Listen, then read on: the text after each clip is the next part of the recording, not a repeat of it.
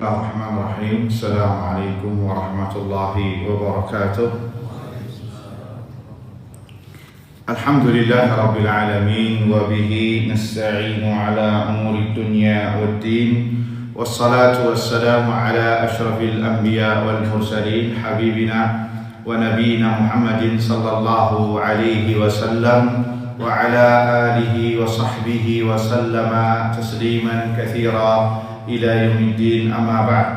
Allahumma la sahla illa ma ja'altahu sahla wa anta taj'alul huzna idza syi'ta sahla. Rabbi shrah li sadri wa yassir li amri wahlul 'uqdatam min lisani yafqahu qawli. Allahumma inna nas'aluka 'ilman nafi'a wa rizqan thayyiba wa 'amalan mutaqabbala. Allahumma 'allimna ma yanfa'una wanfa'na bima 'allamtana wa zidna ilman ya rabbal alamin. Allahumma ahdina wa ahlana wa qaumana ila siratikal mustaqim. Allahumma aslih lana sya'nana kullah wa la takilna ila anfusina tarfata a'yun wa la hawla wa la quwwata illa billah, amma ba'd. Ikhwani wa akhwati fid din, a'azzani Allah wa iyyakum. Alhamdulillah, kita panjatkan puji syukur kepada Allah Subhanahu wa taala yang telah memberikan kepada kita semua limpahan nikmat dan karunia-Nya,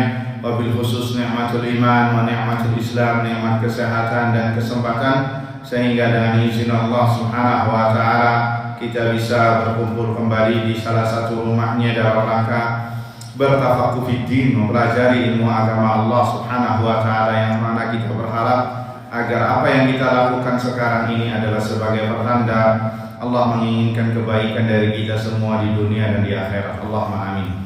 Salawat serta salam kita haturkan kepada Nabi kita Muhammad sallallahu alaihi wasallam, kepada keluarganya, kepada para sahabatnya, dan yang setia meniti di atas sunnahnya hingga hari kiamat kelak. Allahumma amin. Qani biddin, azani Allah wa iyyakum. Masih membahas kitab Fiqh Sirah Nabawi yang disusun oleh Profesor Dr. Zaid bin Abdul Karim Az-Zaid hafizahullah ta'ala, dan sekarang kita masih membahas dan berputar tentang peristiwa yang bersejarah dalam sejarah Islam. Bahkan ini termasuk yang menentukan setelah Allah Azza wa Jalla tersebarnya Islam setelah kejadian, yaitu perang Badar, perang yang dimana Allah jadikan sebagai al-furqan, pembeda antara hak dan batil, di mana Allah memuliakan kaum mukminin, kaum muslimin yang dipimpin oleh Rasulullah sallallahu alaihi wasallam, dan sekaligus menghinakan kaum musyrikin, orang-orang yang menyembah berhala, yang tidak mau tunduk dan patuh terhadap perintah Allah dan Rasulnya sallallahu alaihi wasallam. Karena saking syarat akan faedah dan pelajaran yang bisa kita petik, maka kita sedikit demi sedikit membahasnya di dalam kitab ini, Fikih Sirah. Ya, sekali lagi ini kitab tentang fikih sirah, bukan murni tentang sirah nabawi. Artinya apa? Fikih yakni pelajaran, kesimpulan, hal-hal yang bisa diambil faedahnya dari pembahasan sirah, ya. Dan ini pembeda antara kitab sirah secara umum dengan kitab ini, ya. Spesialnya adalah disebutkan tentang faedah-faedah yang bisa disebutkan dari peristiwa yang terjadi di semasa hidup Rasulullah sallallahu alaihi wasallam. Ikhwani fiddin, azani Allah wa iyyakum. Pada pembahasan yang lampau kita sedikit berkenalan dengan pendapat para sahabat Nabi sallallahu alaihi wasallam, yang dimana Nabi sallallahu alaihi wasallam meminta musyawarah pendapat terhadap mereka, dan sekaligus ingin mendengar bagaimana sikap mereka ketika ingin menghadapi peperangan, yang dimana tatkala itu kaum muslimin mendengar kaum musyrikin jumlahnya hampir 1000, sedangkan mereka setengahnya pun tidak ada, sehingga Nabi ingin tahu mental dan sikap mereka semua terhadap perang ini dalam rangka untuk memuliakan kalimat-kalimat Allah Subhanahu wa taala. Dan kita telah dengar bagaimana perkataan Abu Bakar, perkataan Umar, kemudian perkataan Miqdad, perkataan Sa'ad bin Mu'adz, dan yang lainnya yang membuat hati Nabi sallallahu alaihi wasallam ya sumringah mendengarnya dan melanjutkan peperangan yang insya Allah dimenangkan oleh kaum muslimin sebagaimana yang telah kita sebutkan atau dituliskan oleh sejarah. Qanibiddin azanillah wa iyyakum. Kemudian kata Syekh hafizahullah taala, ini semua bukan ceritanya penyusun kitab ya. Beliau hanya menyusun dari redaksi-redaksi hadis, riwayat-riwayat tentang sirah. Karena kalau kata para ulama ya, belajar sirah pun juga sama seperti belajar hadis, harus memilah dan memilih kisah yang sahih, yang valid. Karena ya banyak berseliweran di luar sana kisah-kisah sirah yang ternyata itu tidak valid, yang disebutkan oleh para ulama sirah atau ulama hadis. Ya, ulama hadis sebagaimana misalkan contohnya ya yang terkenal ketika Nabi nginep di Jabal Thur, ya ada laba-laba yang menutupi gua Thur. Ini tidak ada sanadnya kata para ulama. Juga sebagian para ulama mendhaifkan riwayat yang mengatakan ketika Khadijah dinikahi oleh Rasulullah beliau berumur 40. Ini juga didhaifkan oleh para ulama. Ya, karena kebanyakan umur 40 ya wanita sudah menopause, ya sudah tidak subur lagi, bisa banyak anaknya. Selain itu mukjizat, ya kita tidak mengatakan ini, tetapi dilihat dari berbagai redaksi bahwasanya ini yang viral di masyarakat. Ternyata menurut para ulama sirah, ulama hadis, bahwasanya riwayat ini adalah riwayat yang lemah, tidak bisa dijadikan sebagai sandaran dalam cerita sirah. Baik, qanibiddin azanillah wa iyyakum. Kita sambung ceritanya. Setelah Nabi mendengar perkataan-perkataan para sahabat, walamma nazala Rasulullah sallallahu alaihi wasallam qariban min Badr. Ya, tatkala hampir dekat dengan daerah yang namanya Badar, ya raqiba huwa wa Abu Bakar As-Siddiq hatta waqafa ala syaikhin min al-Arab. Maka beliau dan Abu Bakar mengendarai kendaraan sampai mendekat bertemu dengan seorang tua, ya kakek tua, syaikhun min al-Arab. Syekh min al-Arab yakni orang tua, ya orang pedalaman secara umum. Fasa'alahu an Quraisy wa an Muhammadin wa an ashabihi wa ma balaghahu anhum. Maka ini diantara apa ya namanya taktik ya atau ilmu perang yang dimiliki oleh Nabi SAW. Nabi ya kalau bahasa kitanya enggak bodoh-bodoh amat masalah perang. Justru beliau ini termasuk pakar ilmu peperangannya luar biasa. Di antaranya sampai nanya ini, ya sampai nanya tentang apa bagaimana tentang ilmu atau pengetahuan musuhnya yang akan dihadapi. Tanya sama penduduk lokal, ya. Fasa'alahu an Quraisy wa an Muhammad. Sehingga beliau bertanya tentang Quraisy, kemudian bertanya tentang Muhammad juga. Ya, padahal beliau siapa? Nabi SAW, tapi sedang memposisikan orang lain. Ya, bertanya tentang Quraisy, bertanya tentang Muhammad, bertanya tentang pasukan mereka masing-masing dan pasukan Muhammad dan berapa jumlahnya. Ya, ini luar biasa. Maka faqala syekh, maka orang tua itu mengatakan la ukhbirukuma hatta tukhbirani man antuma. Aku nggak mau mengabarkan kepada kalian sampai kalian menghabarkan dulu kepada aku siapakah antum ini. Ya, siapakah antum ini? Maka kata Rasulullah SAW, idza akhbartana akhbarnak. Kalau kau ngabarin dulu, kami juga akan ngabarin nanti. Beri jawaban dulu kami, lantas nanti kami akan mengkabarkan kepada kalian. Maka kata orang tua tersebut, azaka bidak. Oke, kalau kayak gitu. Maka sepakat ya, kalau bahasa kitanya. Maka kata Nabi, na'am, iya sepakat. Maka ternyata feelingnya Nabi, orang ini memang tahu kabar, ya kabar yang validnya. Ternyata iya, beliau ngabarin secara detail. Qala Syekh, fa innahu balaghani anna Muhammadan wa ashabahu kharaju yauma kadza wa kadza. Telah sampai kepadaku kabar bahwasanya Muhammad dan pasukannya telah keluar dari Madinah pada hari ini dan pada hari itu. Ya, pada hari ini dan ini. Dan Nabi SAW ketika mendengar itu, harinya pun disesuaikan memang iya. Nabi keluar pada waktu tersebut. Ya. Fa in kana alladhi akhbarani sadaqani fahumul yawma bikadza wa kadza.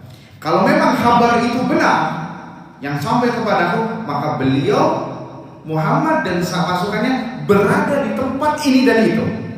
Dan subhanallah, kata rawi hadis yang menceritakan ini, Nabi SAW berada di tempat yang disebutkan oleh Syekhul Minal Arab tadi, oleh orang tua tadi. Memang benar, ya. Fa in kana alladhi akhbarani sadaqani, jika kabarnya valid, benar, maka fahumul yawma, maka sekarang posisi mereka berada di tempat ini dan itu, yakni di tempat yang berada Nabi sallallahu alaihi wasallam posisinya pada saat itu. Kemudian beliau mengabari tentang orang-orang Quraisy. Wa balaghani anna Quraisyan kharaju yauma kadza wa kadza. Dan telah sampai kepadaku kabar bahwa kaum Quraisy keluar dari Makkah pada hari ini dan itu.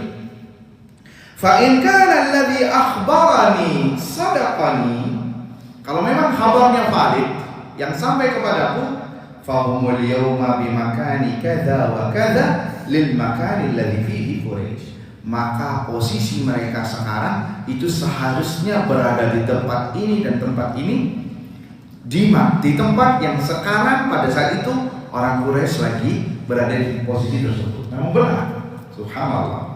Ya, ternyata Nabi nggak salah orang menerka itu, memang ya feelingnya Nabi SAW ini tidak salah. Falamma farigha min khabarihi, tatkala sudah selesai ngabarin tentang kabar yang dikabarkan kepada Nabi SAW, qal mimman antum? Taib, kalau kayak gitu siapa antum berdua ini? Ya, siapa antum berdua ini? Dari mana? Mimman antum, dari mana, dan antum ini siapa? Kala Rasulullah SAW, maka Nabi menjawab dengan jawaban diplomatis, jawaban global. Jawaban global, tidak mengatakan anak Muhammad, tidak mengatakan anak dari Madinah, tidak. Jawaban beliau, nahnu mimma, kami dari air. Ya, kami dari air. Tsumman sarafa, kemudian Nabi dan Abu Bakar pulang, ya, meninggalkan Syekh Arab ini. Wasyekh yakun dari air apa ya? Amin ma'il Irak, apakah dia dari Irak? Ini menerka-nerka, karena ini posisinya lagi posisi perang. Dan Nabi di sini dimaksudkan adalah dari air mani, maksudnya. Ya, paham apa tidak? Dari air mani ini namanya tauriyah, dipakai kalau kepepet, tapi nggak bohong. Ya, dipakai kalau lagi kepepet dalam kondisi darurat, dan itu tidak dikatakan sebagai bohong. Nabi ngomong di sini benar apa salah? Jujur apa tidak? Kami dari air.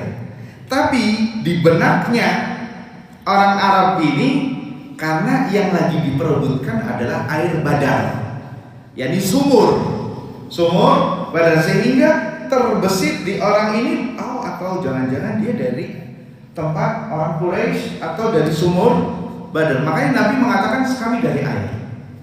Ya, kami dari air. Kalau dalam bahasa Arabnya tidak pakai alif lam mim. Kalau nahnu minal ma, berarti dari air itu. Dari air itu. Tapi nahnu min ma'in, kami dari air. Ini global. Ini orangnya akan prediksi, dan itu nanti kita akan sebutkan dalam fikihnya apa maksud dari tauriyah. Tauriyah itu secara umum diperbolehkan kalau lagi kepepet, tetapi tidak boleh sering. Tidak boleh sering. Kalau sering nanti image-nya negatif. Ya, kalau ngomong sama orang ini, Ya apalagi kalau masalah ditagihnya masalah utang.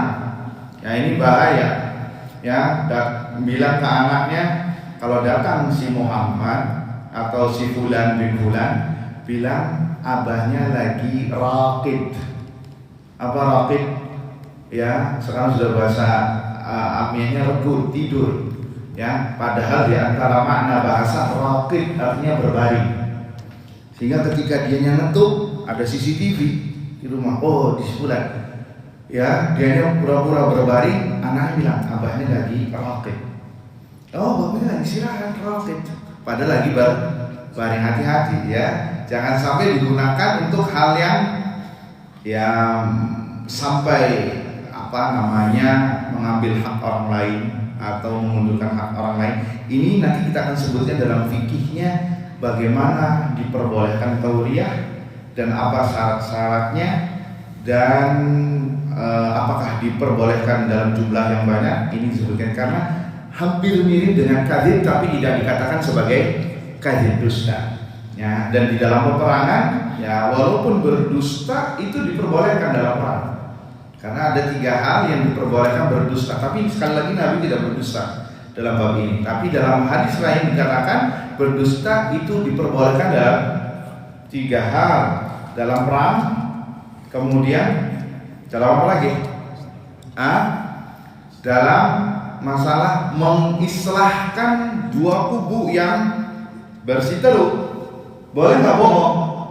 Boleh, dalam rangka mengislahkan 2 kubu yang berseteru. Ada A, ada B. Ini sudah 5 tahun nggak tegur sapa. Ya, akhirnya antum punya inisiatif untuk apa? Untuk mendamaikan 2 kubu. Ya, datang ke A. Tadi anak ketemu si B. B ini musuhnya. Oh, kenapa? Bilang apa? Dia mulai panas nih orang. Enggak, tadi dia kirim salam. Padahal kirim salam apa? Enggak, bohong dia. Tadi kirim salam. Akhirnya apa sih an? Oh ya Allah, walaupun dia mengusir anak tapi masih perhatian ya sama saya. Ada sedikit cercah, ya memadamkan. Ada sedikit cercah, ya memadamkan api permusuhan. Nanti si C ini ngomong lagi ke si B. Tadi anak ketemu sama si A. Ngomong apa dia? Enggak, kirim salam berantum. Timbul ada sedikit aduk. Nanti lambat laun dia mikir ya di rumah sebelum tidur, ya Allah ternyata dia juga masih perhatian sama anak. Kayaknya sudah 5 tahun nih, kayaknya takut dosa. Udah deh kita damai aja. Gara-gara Allah kirim salam. Boleh apa tidak seperti itu? Bahkan mendapatkan pahala. yakni mendamaikan dua kubu, ya, mendamaikan dua kubu. Kemudian yang ketiga apa? Ini antum bisa praktekkan di rumah. Perkataan suami kepada istrinya, ya, perkataan suami kepada istrinya dalam hal kebaikan, awas, bukan dalam hal ta'addud, ya. Ya, contohnya bagaimana? Misal istri memasak sayur asem, ya, sayur asem. Bang, gimana? Sayur asemnya enak kok? Enak. Hotel bintang 5 kalah. Bahkan bintang 7 pun lewat. Subhanallah. Oh yang benar mas. Oh yang benar bang. Iya enak. Semangat nggak istrinya? Semangat. Padahal asemnya nggak ada. Ya, sayur asemnya pun nggak ada. Sepet rasanya di lidah. Tapi dia dalam rangka untuk menyenangkan si istrinya tadi, ya. Kalau dia terang-terangan gimana? Nah, terang-terang perang dunia 3 pak. Iya pak ya. Perang dunia 3. Maka dalam hal ini boleh seorang, ya, berkata dusta kepada istrinya, ya, dalam rangka untuk mereka semakin harmonis, semakin baik, ya, rumah tangganya semakin langgeng, bukan berdusta dalam rangka maksiat. Misalkan, ya, waliyadzubillah sampai selingkuh, dia ngatain habis kemana nggak tahu. Nah ini bukan yang kita maksudkan. Ini berdusta dalam rangka supaya kehidupan mereka semakin baik, bisa dipahami, ya. Baik, ikhwan jin azani Allah wa iyyakum, itu nanti kita akan bahas secara detail pembahasan masalah tauriyah dalam bahasa Arab, yang pembahasan yang berkata yang bukan yang diinginkan oleh lawan bicara, tetapi memaksudkan yang lain, itu namanya tauriyah. Itu namanya tauriyah, dan itu bukan bohong sekali lagi. Seperti Nabi Ibrahim pernah masuk ke Mesir, ya bersama istrinya, ada Hajar, ada Sarah, iya atau tidak? Ya ketika bersama Sarah, kalau tidak salah, na'am. Ya, ketika antum nanti ditanya sama orang-orang Mesir, ngomong saja engkau ini adalah saudaraku. Ya, jangan ngomong istri, tetapi ngomong apa? Saudaraku. Ini benar apa bohong? Benar apa bohong? Hah? Benar. Kenapa? Karena saudara dalam se-Islam. Iya atau tidak? Saudara dalam se-Islam, ini saudaraku. Ya, tapi yang diinginkan oleh lawan bicara dimaksud, oh ini saudara kandung, tapi dimaksudkan oleh Nabi Ibrahim dan istrinya, ini saudara seagama, saudara seagama. Tapi ikhwan fillah, azani Allah wa iyyakum. Akhirnya, thumma raja'a Rasulullah sallallahu alaihi wasallam ila ashabihi.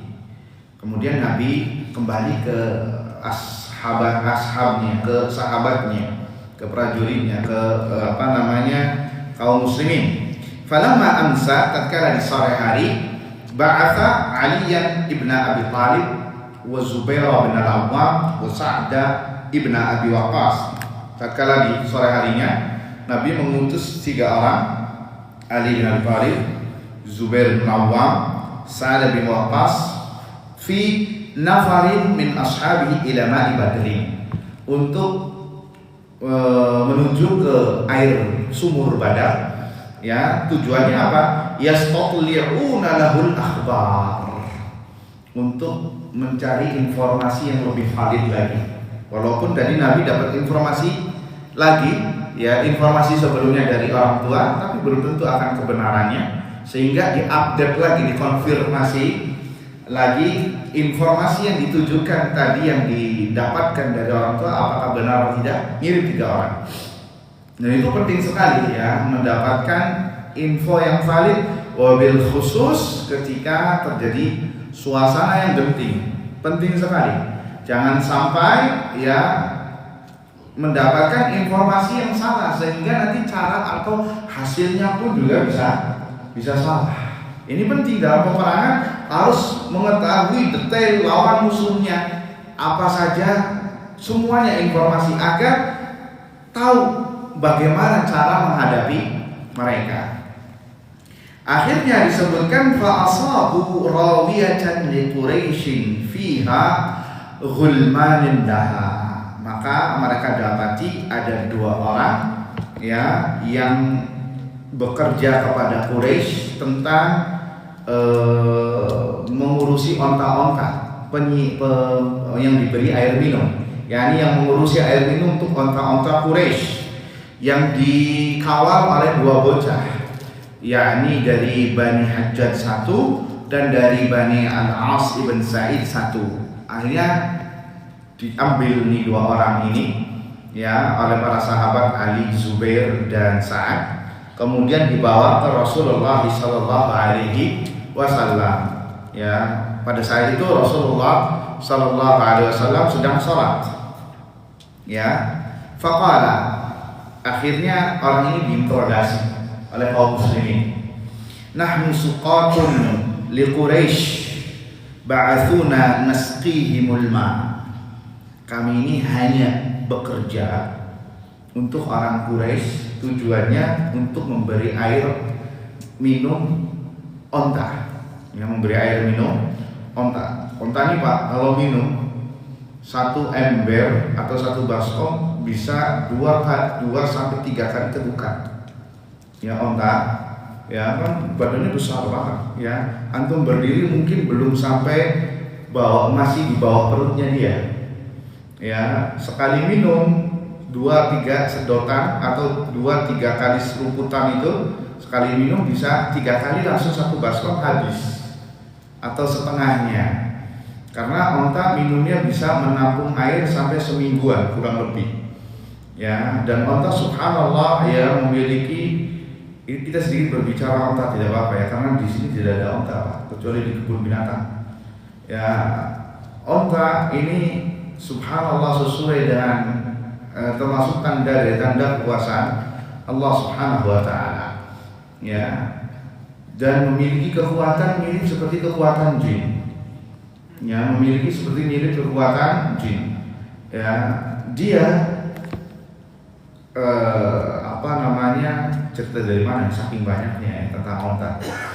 Onta ini kalau waktu itu kami pernah datang ke gembala onta, ingin ikut meras susunya. Saya kira meras susu sapi itu meras susunya onta itu seperti susu sapi yang diginikan. Ya, ternyata bukan seperti ini, tapi harus dipegang sekali ya, set gini nanti muncul tuh susunya. Karena saya ngira meres susu onta itu mirip seperti meres susu sapi atau susu kambing ditarik, maka saya langsung didorong sepertiga sama penggembala onta. Kenapa? Dia ngabarin dengan penuh ketakutan, kalau saya biarkan antum ya meres seperti tadi ya, kalau nanti ontanya marah. Kalau ontanya nendang kena kaki antum kakinya remuk, kakinya langsung remuk. Kalau nendangnya kena perut, meninggal seketika, meninggal dunia seketika. Jadi kekuatan onta ini luar biasa. Subhanallah. Makanya antum ketika di Saudi ya, dari Mekah ke Madinah, kalau yang masih pakai bis ya, tidak pakai kereta cepat, itu sepanjang perjalanan itu semuanya apa? Ditutup dengan karet, dengan kawat. Tahu ya? Ditutup jalan kanan kirinya, padahal itu kan padang pasir. Kayak dikandangin jalannya itu dengan kawat sepanjang perjalanan. Tujuannya apa? Untuk supaya onta nggak nyebrang jalan, Pak. Kalau onta nyebrang jalan, terus ketabrak mobil, yang rusak bukan ontanya, mobilnya yang ringsek. Ontanya paling lecet atau pincang. Ya, bahkan banyak kejadian ya kecelakaan menabrak onta, pengemudi mobilnya meninggal dunia karena mobilnya ringsek. Sudah bagaimana onta karakter tubuhnya begitu kuat ya, luar biasa. Subhanallah. Kemudian makanya orang yang makan onta itu disunahkan berwudu, bahkan bukan rojihnya, pendapat ulama yang rojih bahwa orang yang makan onta batal wudunya, tapi yang makan daging kambing nggak batal wudunya. Orang yang makan daging onta mukanya langsung merah, mendidih, darahnya bisa mendidih kalau yang nggak biasa. Makanya akhlak atau perangai yang makan onta sama yang perangai makan kambing itu berbeda. Perangai yang makan onta sumbu pendek, cepat ngamuk, ya, temperamental tinggi, ya, cemburunya luar biasa sekali, cemburu sama istrinya. Sampai-sampai ada orang di imigrasi sudah mau keluar dari imigrasi, ketika istrinya suruh buka cadar nggak jadi. Saya milih yang perempuan, waktu itu belum ada pegawai perempuan, nggak ada, suka nggak jadi, lebih baik dibatalin safarnya. Kenapa? Cemburu luar biasa terhadap istrinya, nggak mau untuk dilihat wajahnya sama orang lain. Kenapa? Ini diantaranya faktor makanan onta. Makanya makanan itu mempengaruhi perangai seseorang, Pak. Orang yang makan babi, perangainya pun kayak babi.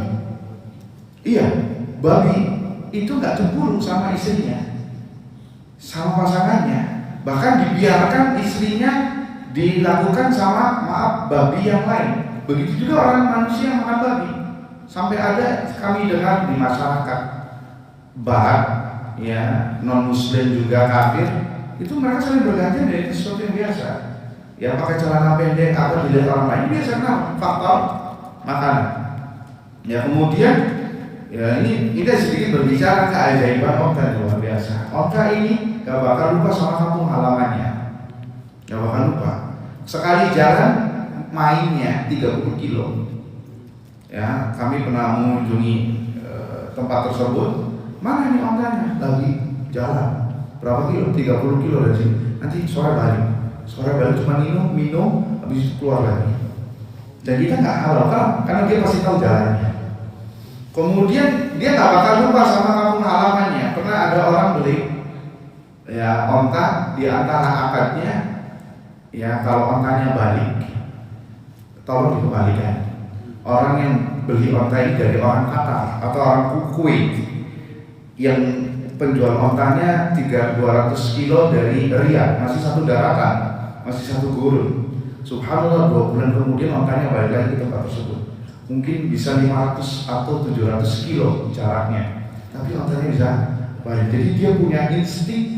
Kalau istilahnya DLL AJL itu, ini Bogor, ini Jakarta, ini Cirebon, ini Bogor, ini Jakarta, ini Cirebon, ini sini, tahu onta.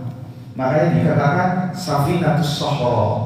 Onta itu dikatakan Safinatus Sahra, perahunya padang pasir. Ya, perahunya padang pasir. Dan itu disebutkan dalam Al-Qur'an. Ini keajaiban luar biasa. Afala yanzuruna ilal ibili kaifa khuliqat. Bagaimana, apakah kalian tidak melihat bagaimana onta itu diciptakan? Ya, dan onta binatang pendendam sekaligus binatang yang setia. Gimana antumnya? Antum pernah ngegeplak dia, ya sekali saja akan diingat 30 tahun yang akan datang. 30 tahun yang akan datang akan diingat. Ya, ketika antum mampir, si antum ini sudah lupa. Nanti dirindik sama onta. Antum lagi duduk di padang pasir, dirindik dari belakang, didudukin. Kalau sudah didudukin, assalamualaikum waalaikumsalam, mati seketika. Tulangnya remuk semua. Tuh, itu onta. Tapi kalau antumnya sayang, perhatian, dia nggak bakal lupa. Nggak bakal lupa dan akan ingat terus terhadap kebaikan. Ini onta. Ya, ini luar biasa sekali. Dia disebutkan binatang tersebut ya di dalam Al-Qur'an. Ini gara-gara disebutkan tentang apa tadi? Tentang onta yang akhirnya melebar kemana-mana. Ikhwan fillah, azani Allah wa iyyakum. Akhirnya orang ini diinterogasi oleh para sahabat sedang Nabi lagi sholat. Ya, antum nih ngapain di situ? Ya, akhirnya dijawab, nahnu suqatun li Quraisy ba'athuna nasqihimul ma. Kami ini hanya bekerja untuk Quraisy, yakni memberi minum onta. Ya, fakarihal qaumu khabarahuma. Maka para sahabat ini menerka dia berbohong. Ya, berbohong. Nah, ini dusta. Kan, ya, akhirnya warajau an yakuna di Abi Sufyan fadarabuhuma. Mereka ngira dia ini mata-matanya Abu Sufyan, karena musuh yang paling terlihat pada saat itu adalah Abu Sufyan, nomor satunya, cukongnya. Fadarabuhuma. Akhirnya dipukul dua orang ini. Ya, dipukul karena lagi interogasi sampai jawab jujur. Falamma auja'uhuma, setelah dipukul, ya akhirnya dia ngomong apa? Ya udah deh, nahnu li Abi Sufyan fatarabuhuma. Iya, kita kerja dengan Abu Sufyan. Tatkala dia ngomong Abu Sufyan, gak dipukul lagi. Ya udah, berarti ini benar kata para sahabat. Ternyata Nabi pun falamma faridha Rasulullah sallallahu alaihi wasallam salatihi qala. Sekarang Nabi selesai salatnya, Nabi menghampiri mereka. Kemudian Nabi mengatakan, ya, idza sadaqakum darabtumuhuma. Kenapa kalian ini memukul orang ini padahal dia sudah ngasih jawaban jujur, yakni bekerja kepada Quraisy untuk ngasih air minum saja. Ya, wa idza kadzabakum taraktumuhuma. Tetapi ketika dia berdusta, ngomong karena dihimpit untuk ngaku, ya, akhirnya mereka berdusta. Ya sudah, saya kerja kepada untuk Abu Sufyan, malah kalian meninggalkannya, dibiarkan saja. Kalau jujur dipukul, kalau berdusta dibiarkan. Ya, sadaqa wallahi inna li Quraisy. Dua orang ini memang sudah jujur tadi dari awal. Dia berkata benar, demi Allah dia hanya kerja untuk Quraisy. Lihat ini jawaban Nabi Shallallahu Alaihi Wasallam. Kita bisa sebentar mendengarkan azan kumandang Isya.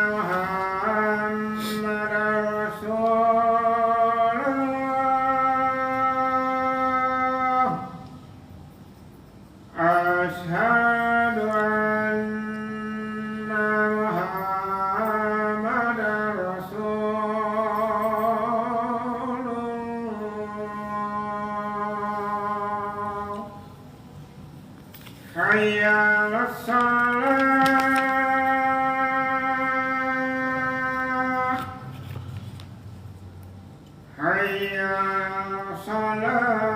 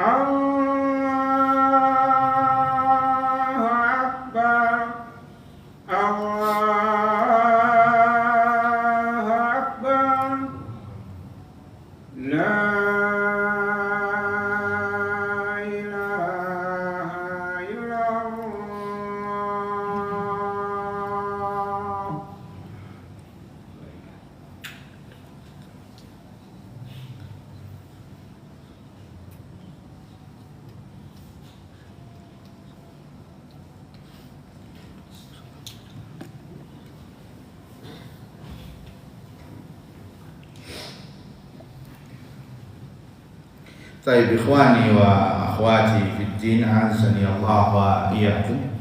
Kita lanjutkan perkataan tadi ya.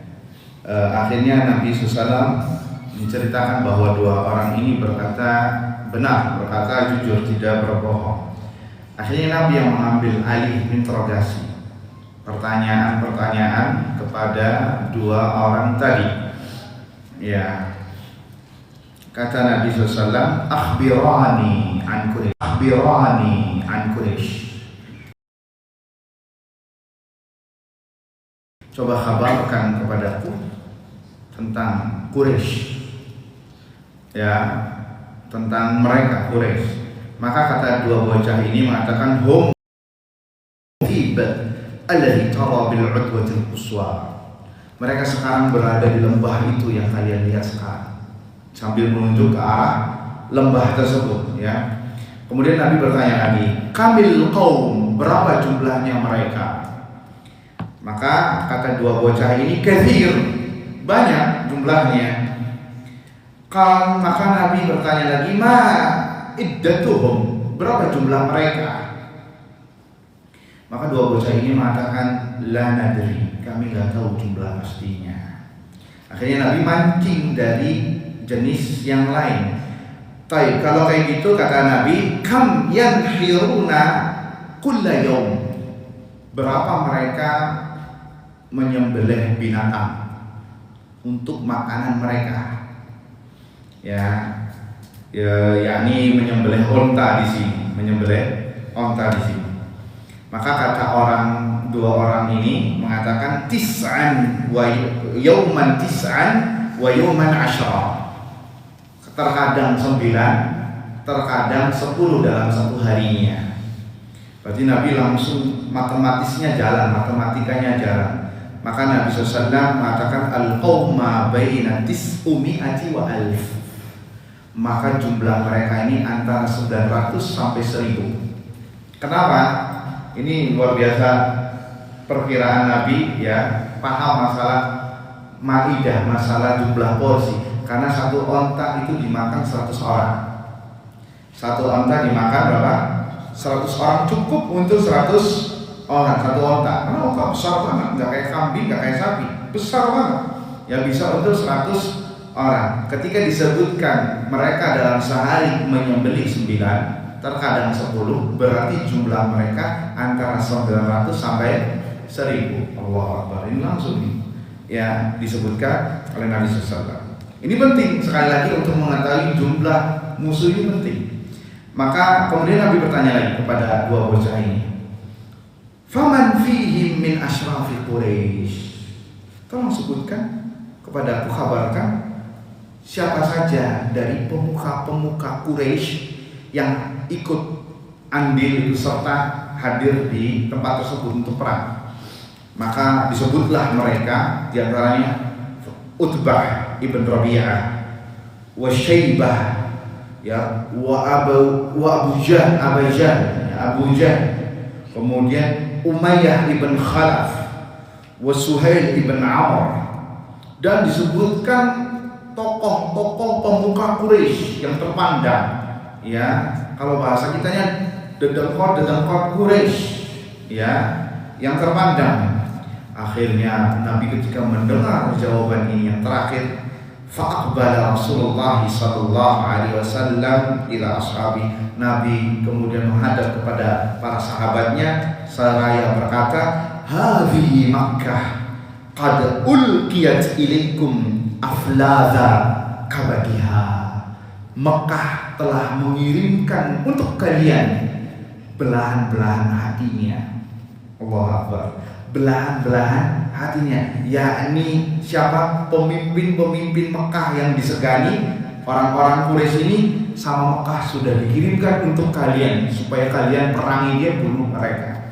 Itu maksud dari apa yang disampaikan Nabi sallallahu alaihi wasallam. Ini busyra, bukan untuk ngedoni mental. Mungkin tak kalah mendengar dua bocah ini, wah Abu Jahal keluar, wah Umayyah ibn Khalaf keluar, oh ini keluar. Mungkin khawatir sahabat mentalnya down, karena ini mereka orang komanda.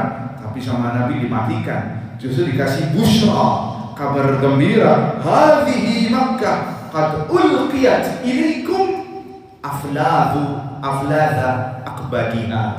Sungguh Mekah telah melemparkan untuk kalian belahan-belahan jiwanya, yakni orang-orang terpandangnya. Jadi ketika sahabat mendengar statement Nabi SAW ini semakin semangat, ya. Bahkan nanti kita akan sebutkan orang-orang Ansar dan ada bocah-bocah yang ikut penasaran, kok disebut Abu Jahal. Nabi semangat, siapa sih Abu Jahal nih? Ya, sampai mendengar Abu Jahal yang paling banyak menciderai Nabi, melukai Nabi, mengganggu Nabi. Ingin tahu mana Abu Jahal ini? Jadi semakin girang para sahabat untuk pengen dia sendiri yang numpas. Nanti kita akan sebutkan bagaimana Abu Jahal ini mati, ya, ketika dan siapa yang membunuhnya, ya, insya Allah pada pertemuan berikutnya.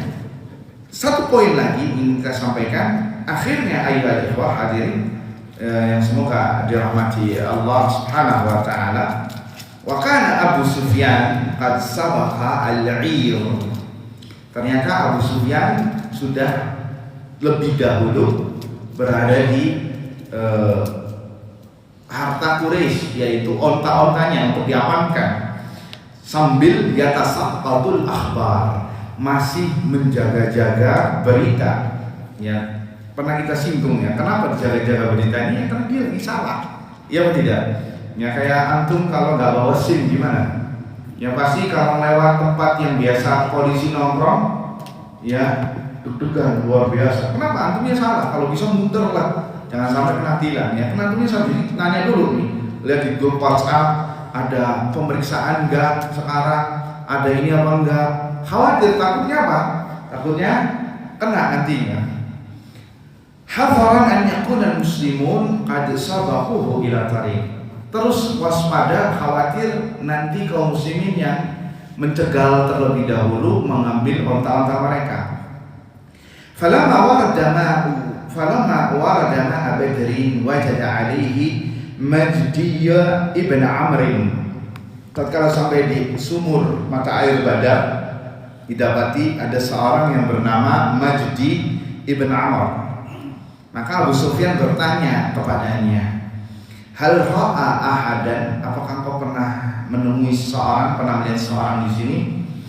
Maka Majdi bin Amr mengatakan, lam yara illa raqibain, aku tidak melihat kecuali dua orang yang berkendara yang menuju ke lembah itu, ya, sambil mengarahkan tangannya ke lembah tersebut.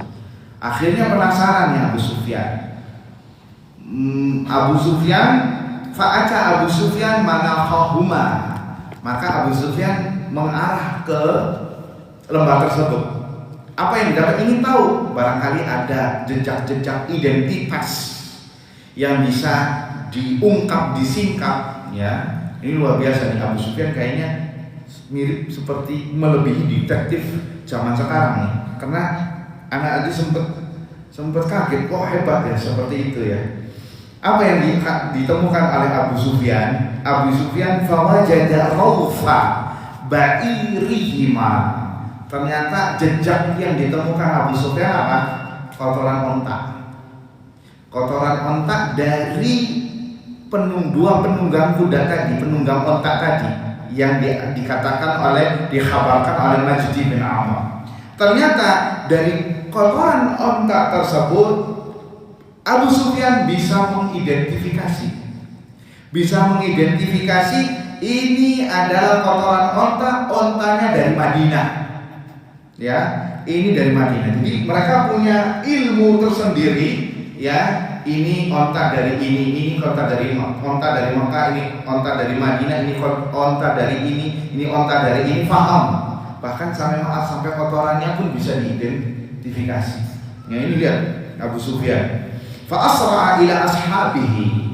Maka begitu melihat demikian, ya, beliau langsung bergegas menuju ke prajuritnya dan wa'ada bisair 'anil tariqil ma'hud, kemudian kembali berbelok, ya, menuju tempat pulang, ya, untuk mengambil onta-ontanya melewati Laut Merah, ya, pesisir, sampai mereka bisa menghadapi atau mengamankan ontanya. Insyaallah nanti sampai di sini dulu. Pembahasan berikutnya apa yang dilakukan oleh Abu Sufyan, terus bagaimana reaksi Abu Sufyan nanti akan mengirim surat kepada rombongan Quraisy yang masih di jalan, bagaimana reaksi mereka, dan bagaimana juga tentang mauqif keadaan Nabi Muhammad SAW dan para sahabatnya. Insyaallah kita lanjut pada pertemuan yang akan datang insyaallah taala. Semoga bermanfaat. Kita cukupkan sampai di sini. Subhanakallahumma wa bihamdika asyhadu an la ilaha illa anta astaghfiruka wa atubu ilaik. Assalamualaikum warahmatullahi wabarakatuh.